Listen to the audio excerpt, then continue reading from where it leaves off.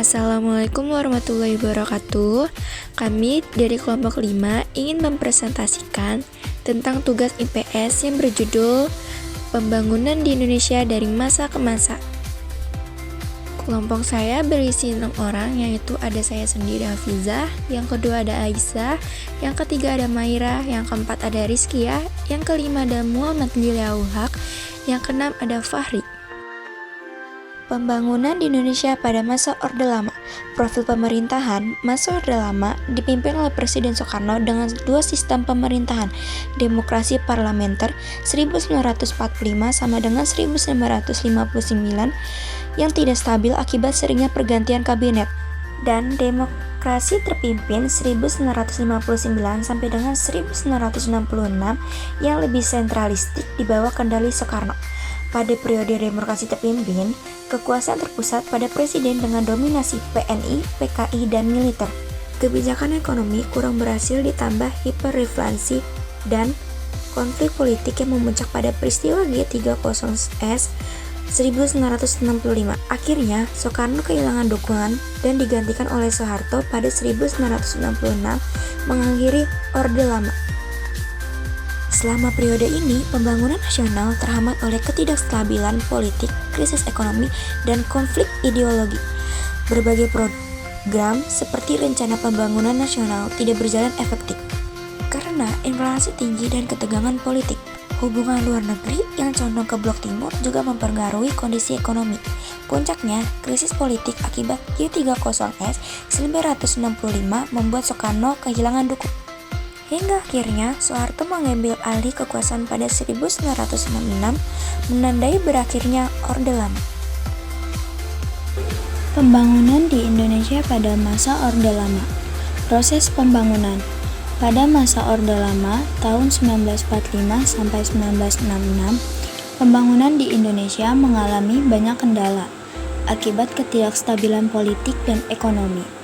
Pada awal kemerdekaan, fokus utama adalah mempertahankan kedaulatan, sementara pembangunan ekonomi belum optimal. Pada era demokrasi liberal tahun 1950 sampai 1959, pembangunan direncanakan melalui berbagai program ekonomi. Tetapi seringnya pergantian kabinet membuat kebijakan tidak efektif. Di masa demokrasi terpimpin tahun 1959 sampai 1965, Soekarno menerapkan ekonomi terpimpin dengan fokus pada proyek besar seperti Monas. Tetapi kebijakan ekonomi yang tidak stabil menyebabkan inflasi tinggi. Krisis ekonomi dan politik mencapai puncaknya pada tahun 1965 dengan inflasi lebih dari 600% yang berujung pada peristiwa G30S PKI dan berakhirnya Orde Lama. Kesimpulan, pembangunan di Indonesia pada masa Orde Lama mengalami banyak hambatan akibat ketidakstabilan politik dan ekonomi. Meskipun ada beberapa upaya pembangunan, seperti program ekonomi dan proyek infrastruktur besar, kebijakan yang tidak konsisten serta inflasi tinggi membuat hasilnya kurang optimal. Krisis ekonomi dan politik pada tahun 1965 akhirnya menyebabkan berakhirnya era Orde Lama dan peralihan ke Orde Baru. Pembangunan di Indonesia pada masa Orde Baru. A. Profil pemerintahan. Pemerintahan Orde Baru tahun 1966 sampai dengan 1998 dipimpin oleh Presiden Soeharto yang menggantikan Soekarno setelah peristiwa G30S PKI. Orde Baru berfokus pada stabilitas politik, pemulihan ekonomi, dan pembangunan nasional dengan dukungan militer dan birokrasi yang kuat. Pemerintahan ini menerapkan sistem sentralisasi kekuasaan, di mana pemerintahan pusat mengontrol kebijakan nasional, termasuk ekonomi dan pembangunan. Pembangunan dilakukan melalui Repolita dengan fokus pada pertumbuhan ekonomi, infrastruktur, dan swasembada pangan. Namun, meskipun berhasil dalam pembangunan, pemerintahan Orde Baru juga dikenal sebagai rezim otoriter dengan pembatasan kebebasan politik, sentralisasi kekuasaan, dan maraknya korupsi. Era ini berakhir pada 1998 setelah krisis ekonomi dan tuntutan reformasi yang mengeserkan Soeharto dari kekuasaan. B. Proses pembangunan. Pembangunan pada masa Orde Baru tahun 1966 sampai dengan 1998 berfokus pada stabilitas politik, pertumbuhan ekonomi, dan modernisasi infrastruktur. Pemerintah menerapkan replita untuk mengarahkan pembangunan secara bertahap. Pada awalnya, pembangunan difokuskan pada pemulihan ekonomi dengan mengendalikan inflasi dan menarik investasi asing. Di sektor pertanian, program swasembada pangan berhasil meningkatkan produksi beras. Selain itu, pembangunan infrastruktur seperti jalan, bendungan, dan sekolah juga diprioritaskan. Di sektor industri, pemerintahan mendorong industrialisasi dengan membangun pabrik dan kawasan industri. Namun, sistem ekonomi yang terpusat dan korupsi merajalela menyebabkan ketimpangan ekonomi. Meskipun pembangunan ekonomi cukup berhasil, krisis moneter 1997 sampai dengan 1998 menghancurkan stabilitas ekonomi dan memicu reformasi yang mengakhiri era Orde Baru. Kesimpulan, pembangunan pada masa Orde Baru berhasil mendorong pertumbuhan ekonomi swapada pangan dan pembangunan infrastruktur melalui kebijakan yang terstruktur seperti replita, stabilitas politik, dan investasi asing turut mempercayai modernisasi di berbagai sektor. Namun, sistem yang stratilistik korupsi serta ketimpangan sosial dan ekonomi menjadi masalah besar. Krisis moneter 1997 sampai 1998 akhirnya menguncang ekonomi Indonesia, memicu gerakan reformasi yang mengakhiri pemerintahan Orde Baru. Pembangunan di Indonesia pada masa reformasi. A. Profil pemerintahan. Era reformasi dimulai pada 1998 setelah jatuhnya Soeharto, yang menandai perubahan besar dalam sistem pemerintahan Indonesia. B.J. Habibie sebagai presiden pertama di era ini memulai berbagai reformasi politik seperti kebebasan pers, pemilu multipartai, dan demokrasi pemerintahan. Selain itu, B.J. Habibie membuka jalan bagi permisahan Timur-Timur melalui referendum pada 1999. Pemerintahan selanjutnya dipimpin oleh Abdul Wahid dari 1999 sampai 2001.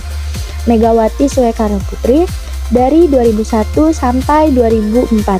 Susilo Bambang Yudhoyono dari 2004 sampai 2014 dan Joko Widodo dari 2014 sampai sekarang. Setiap presiden memiliki kebijakan yang berbeda tetapi tetap berfokus pada demokrasi, transportasi, stabilitas ekonomi, dan peningkatan kesejahteraan rakyat. Pembangunan di Indonesia pada masa reformasi.